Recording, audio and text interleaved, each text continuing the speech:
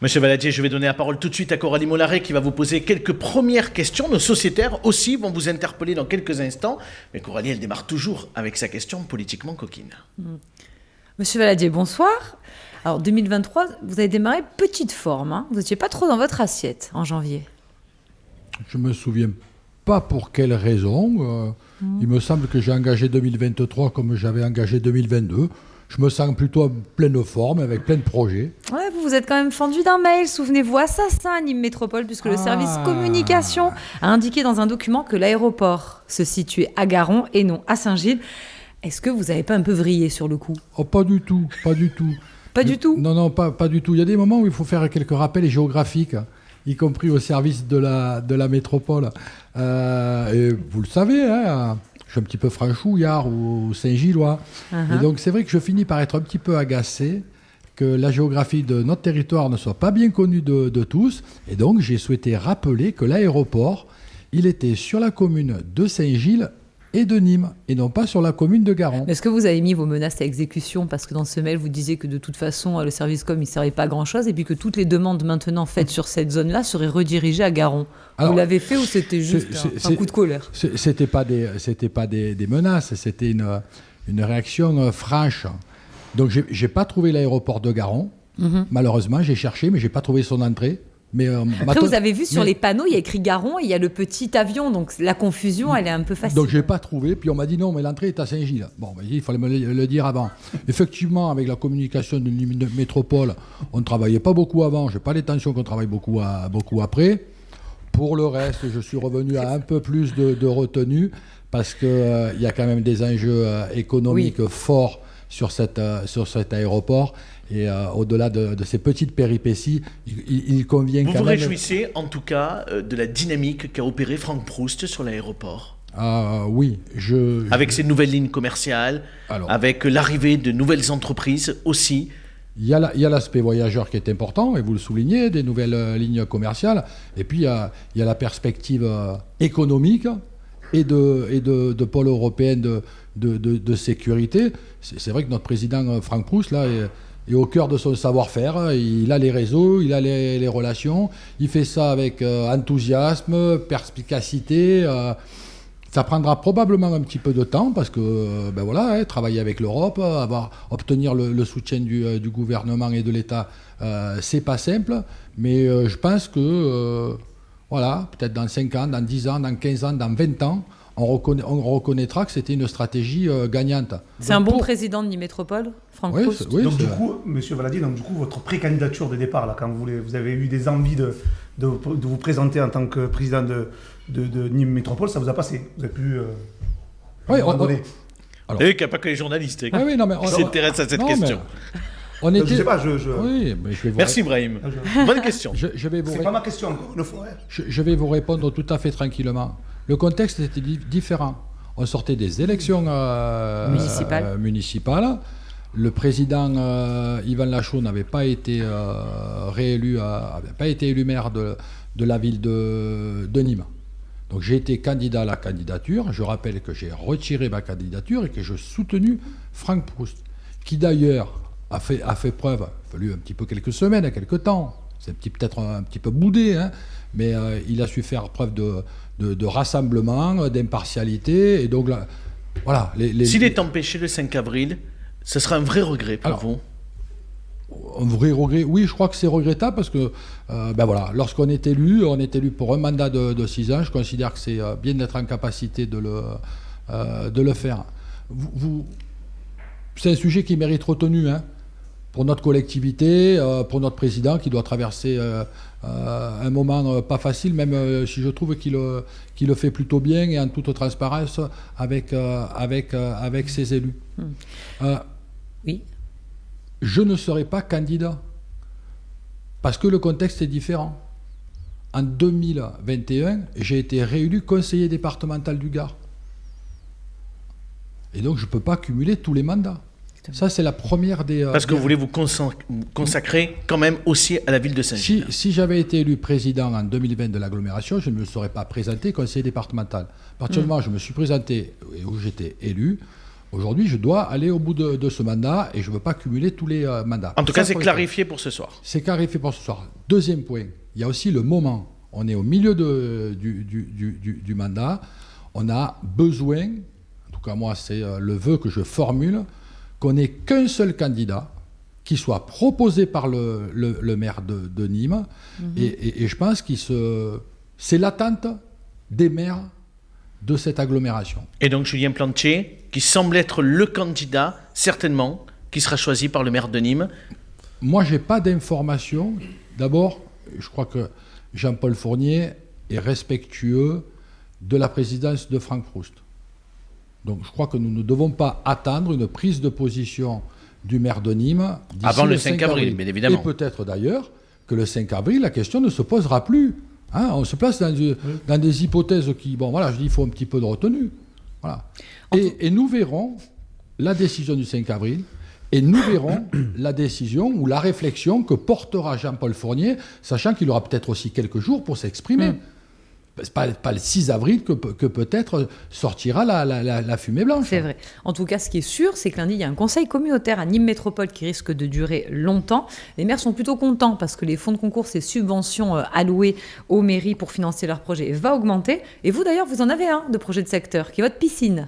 Oui, alors, les fonds de concours, vous voyez, c'est un sujet qui avait fait débat en 2020. Hein. Oui. Je m'aperçois aujourd'hui, 3 ans après, que on s'aperçoit qu'ils sont utiles aux collectivités, utiles à ce territoire, utiles à l'économie. Ça avait fait débat parce que votre entourage avait dit que si Franck Proust d'aventure présidait Nîmes Métropole, ça aurait été supprimé. Si, c'est vrai. Non.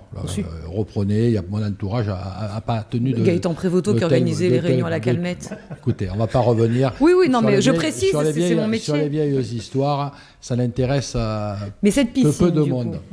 Effectivement, le lundi, nous voterons une enveloppe supplémentaire de 6 millions d'euros, ce qui nous permettra d'arriver jusqu'à l'exercice budgétaire 2026. Ça permettra d'abonder de 4 millions d'euros les fonds de concours que je qualifierais de traditionnels et de 2 millions d'euros les projets de secteur. Et les secteurs, les communes, Saint-Gilles étant une commune secteur, pourront effectivement déposer des dossiers. Hier, Rémi Nicolas en a parlé, il a évoqué cette piscine. Vous avez un projet de rénovation parce qu'aujourd'hui, c'est l'équipement le plus énergivore. Vous payez 40 000 € à peu près par mois d'énergie. Effectivement, avec l'explosion du coût de l'énergie, on a une piscine qui est chauffée au gaz. Le gaz, c'est quasiment 300% d'augmentation, donc c'est très énergivore. C'est une piscine type Caneton qui date de la fin des années 70, qui était aussi extrêmement vieillissante. J'avais dans mon programme promis aux Saint-Gillois de la réhabiliter, mais j'avais plutôt prévu de le faire à la fin du mandat. Et le contexte énergétique et économique m'a fait décider d'accélérer sa rénovation. On peut le dire aux Saint-Gillois, ça devrait être fermé en septembre. Oui, j'espère démarrer les travaux en septembre et fermer. Il faudra fermer la piscine doucement. Juste pour qu'on avance, un mot concernant les investissements de Nîmes Métropole et notamment l'extension de la ligne 1 du tram qui va être lissée et reculée. Aujourd'hui, il n'y a pas de parking relais à Quessargues. Est-ce que ça pénalise les Saint-Gillois qui viennent sur Nîmes, bien sûr. En tout cas, les Saint-Gillois viennent pas vers moi pour m'en parler. Je crois que ça ne les pénalise pas. Ils viennent à Nîmes en voiture et... Oui, alors beaucoup se garent à hauteur de l'échangeur autoroutier et prennent le tram, notamment lorsqu'on veut aller dans le cœur de ville. Ça va aussi vite, sinon plus vite, et on s'évite d'avoir du stationnement difficile dans Nîmes. On va parler dans quelques instants de la maison de santé à Saint-Gilles. On parlera aussi de votre fonction, vous l'avez dit tout à l'heure, de conseiller départemental. Je vais donner la parole aux sociétaires qui ont des questions pour vous. Je voudrais juste signaler qu'on a un message de Monique qui dit « Monsieur Valadier, enfin un élu qui est digne et respectueux, merci à lui ». On va commencer avec Nicolas. Je ne l'ai pas payé. Véronique, vous avez dit Monique. Mais merci alors, Monique. je ne voudrais pas le dire, mais je vais quand même, pour être le plus honnête possible, il me semble que c'est Monique Beaumenou, qui est une fidèle téléspectatrice et fidèle lectrice d'Objectif Gare, particulièrement le dimanche. Nicolas, c'est à vous. Oui.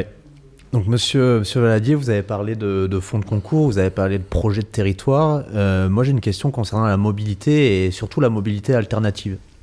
Est-ce que, parce que je vois très peu de projets dans ce sens-là émerger au niveau de la métropole, Est-ce qu'on a une chance un jour de voir un itinéraire cyclable depuis le pont de Gare jusqu'à la mer aboutir? Je pense particulièrement à cette Via Rona qui pourrait être développée. Et qu'est-ce que vous en pensez? Et est-ce que c'est quelque chose qui est dans les radars ou pas? Alors, effectivement, c'est dans les radars. C'est un projet de dimension européenne, hein, puisque le projet, c'est de relier le Léman à la mer. Quelle belle idée, mais quel vaste projet. Le département du Gard a déjà beaucoup agi. Il avait commencé par un tronçon qui partait de Galician sur la commune de Vauvert en direction de la mer. C'est un projet qui a déjà démarré. On peut aller du pont du Gard jusqu'aujourd'hui à Bellegarde. Et la communauté de communes de Beaucaire-Terre d'Argence a réalisé les 2 ou 3 dernières années de très belles choses. Et effectivement, aujourd'hui, la ville de Saint-Gilles travaille avec la communauté de communes de Beaucaire-Terre d'Argence et mon collègue Juan Martinez à faire le tronçon, la véloroute, le long du canal du Rhône à 7 entre Bellegarde et Saint-Gilles, le pont d'Espérance. Et chance pour nous, le département du Gard, avec qui j'étais encore ce matin, va réaliser le tronçon pont d'Espérance, Galician, c'est-à-dire Vauvert, de sorte que nous espérons qu'à l'été prochain, on puisse relier le Rhône à la mer, c'est-à-dire au Grau du Roi, sur un magnifique parcours. Donc effectivement, ce sont des sujets importants pour lesquels d'ailleurs nos collectivités travaillent ensemble, et ça je trouve aussi que c'est parfait. Brahim, votre question à notre invité, et on salue Franck Proust qui nous regarde en direct. Alors moi, je vais un peu recontextualiser, je vais venir un peu dans le national. Là, en ce moment, on est en pleine réforme des retraites. Bon, ça a été voté. Et j'aimerais que vous m'éclairez, parce que je sais que vous êtes un politicien, vous avez une expertise des politiques publiques, et peut-être que vous allez pouvoir m'aiguiller. Alors, on parle de problématiques par rapport au déficit des caisses de retraite aux alentours de 2030, en sachant qu'actuellement, elles sont excédentaires, suite en fait à une population active qui va devenir de plus active d'ici 2030. Est-ce que vous pouvez me dire de combien génèrent les bénéfices, en fait, les profits, au niveau des 3 grands groupes, en fait, qui sont Vinci, Eiffage et Abertis, en termes de frais d'autoroute? Vous savez, il y a les concessions. Est-ce que vous connaissez un petit peu les profits, en fait, que génèrent ces 3 grands groupes en termes de... Je cherche Bruno Le Maire. Vous vous êtes trompé, je ne suis pas ministre. Ouais. Ministre de... Oui, mais vous aimez les chiffres. Vous aimez les Monsieur chiffres. Valadier. Mais en fait, il faut... Je ne suis pas un expert. Et là, vous me prenez un peu de pouvoir. Je les connais. Non, mais bon, pour tout vous dire, je ne les connais pas. Mais c'est vrai que je me souviens que lorsque Total a annoncé son bénéfice, je montais à Lyon au congrès des médecins généralistes. J'ai trouvé ça aberrant. Et pour moi, c'est honteux. Mais je vais vous dire, à 2 titres. Je vais vous guider quand même un peu. Ouais, mais vous allez me guider. Et que ça peut aider un mais... peu à financer les caisses de retraite. C'est 40 milliards d'ici 2036 de super profits. Des profits hors normes. Pour moi, évidemment, c'est trop. Dans un contexte où on nous dit que l'énergie est difficile à produire, est difficile à trouver. Les autoroutes, ça nous appartient, vous savez, vous comme nous.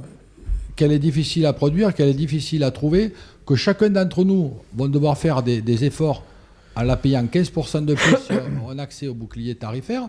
Les collectivités, la ville de Saint-Gilles, mais comme la plupart des communes, nous allons payer 250% de plus d'énergie. Et dans le même temps, j'attends que les producteurs d'énergie font ces bénéfices-là. Je trouve qu'il y a quelque chose d'anormal.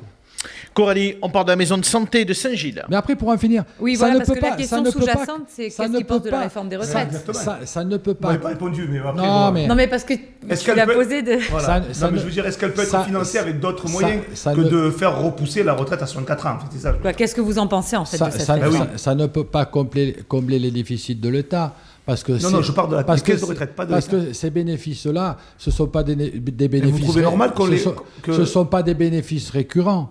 Et aujourd'hui... Bah c'est pas chaque année que tout le monde fait 40 milliards de... Non, oui, mais en fait, ils font quand même du profit.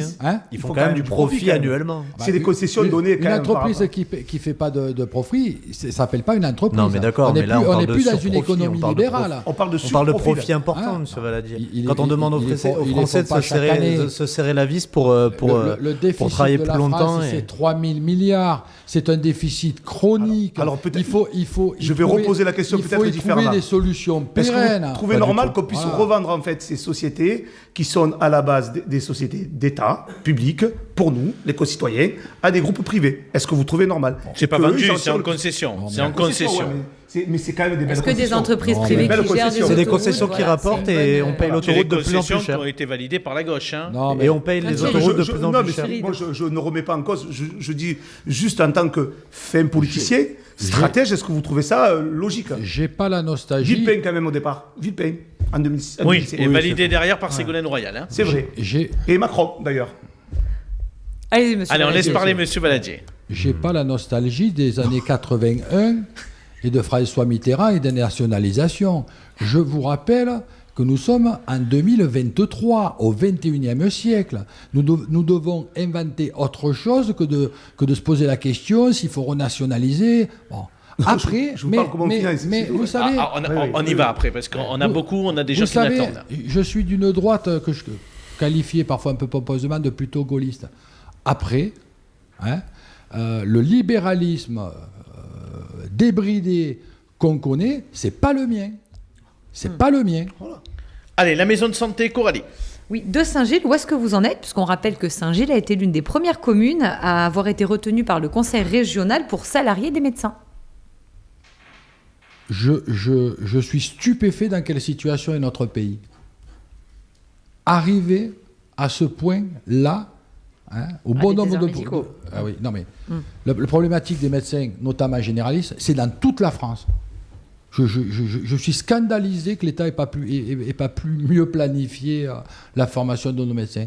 Ceci étant dit, aujourd'hui, on est confronté à quoi? Dans toutes les communes, sur tous les territoires, les médecins ne sont pas renouvelés. Mhm. Il n'y a pas assez de médecins pour tout le monde. Nos concitoyens comprennent bien que ce n'est pas l'État qui va solutionner la chose et ils se tournent vers nous, les collectivités, alors que ce n'est pas notre compétence, pour chercher et trouver C'est vrai. des solutions. Moi, je me suis tourné vers l'État, pas eu de réponse satisfaisante. La région a lancé un appel à projet en 2022 pour créer des maisons de santé de la région où le principe est que la collectivité fournit des locaux, paye les fluides, la région salarie des médecins. Vous, ça vous a coûté 300 000 euros à Saint-Gilles. Oui, oui. Elle sera où, cette maison de santé, du coup? Elle sera en cœur de ville, sur la place Gambetta. Et vous avez trouvé des praticiens? Parce que les gens, j'imagine qu'ils... Aujourd'hui, les travaux se terminent. Oui. La région, enfin, le GIP, groupement d'intérêt public, mais bon, a déjà salarié une médecin généraliste, une sage-femme et une secrétaire. De sorte que nous devrions ouvrir cette maison de santé de la région courant du mois d'avril, et la région recherche à minima encore un second, voire un troisième médecin. Belle initiative de la région et de notre présidente, Carole Delga, je dois le dire. C'est une question qu'on a effectivement d'une habitante de Saint-Gilles qui vous posait la question sur la vision que vous avez à Saint-Gilles du monde de la santé. Comment faire en sorte, monsieur le maire, de ne pas dépendre des grandes villes comme Nîmes et Arles, et comment attirer des spécialistes à Saint-Gilles? Je vais être tout à fait franc avec cette auditrice ou téléspectatrice De Saint-Gilles. de Saint-Gilles. Des spécialistes, je parle de cardiologie, il n'y en a jamais eu à Saint-Gilles. Il y avait un cardiologue à Vauvert, il s'est arrêté, il n'a pas été renouvelé. Mon cardiologue à Nîmes, il est parti à retraite, il n'a pas été renouvelé. Je ne ferai pas de fausses promesses. Déjà, des spécialistes, les grandes villes, les hôpitaux, ont du mal à en avoir. Donc, on ne fera pas ce qui ne pouvait pas se faire lorsqu'il y avait des spécialistes et des médecins en nombre. Par contre, il faut à minima que nous ayons des médecins généralistes référents. Voilà.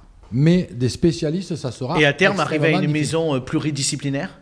Oui, alors ça dépend aussi des professionnels de santé qui sont installés sur nos territoires. Hein, je le rappelle, c'est en principe une profession libérale, donc il faut aussi qu'il y ait une mobilisation, une motivation des acteurs locaux pour se rassembler. Et ça, c'est pas le maire de Saint-Gilles qui peut imposer aux professionnels de santé de se mettre ensemble.